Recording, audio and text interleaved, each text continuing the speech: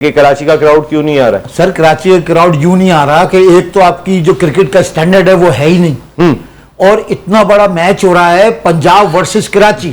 अगर हमेशा हमेशा उसको इस तरह देखते हैं ना उसको, तो क्राउड आपका पहुंच ही नहीं रहा मैच देखने के लिए। इसका मतलब है उसको क्रिकेट से वो इंटरेस्ट ही नहीं रहा, और इंटरेस्ट ना होने की वजह बादशाह सलामत है जो हमारी क्रिकेट को बिल्कुल उन्होंने नीचे कर दिया है। यानी कि जो पता क्या जो प्लेयर्स होने चाहिए, सबसे इंपॉर्टेंट है, सिर्फ कराची का एक प्लेयर खेल रहा है, शान मसूद। शान मसूद भी अब जाके कराची से खेला था, नहीं तो शान मसूद ने ज्यादातर क्रिकेट इस्लामाबाद वगैरह से। मीर हमजा भी है, उनको मौका नहीं मिल रहा। एक और इम्पोर्टेंट बात, एक और इम्पोर्टेंट ये भी आपके दोस्त बस एक मिनट, एक लाइन करके खत्म कर रहा हूं।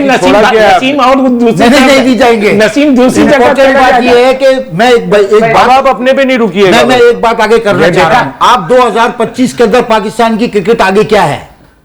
Sri Lanka, Bangladesh, Scotland, West Indies, Afghanistan. 2025 खत्म।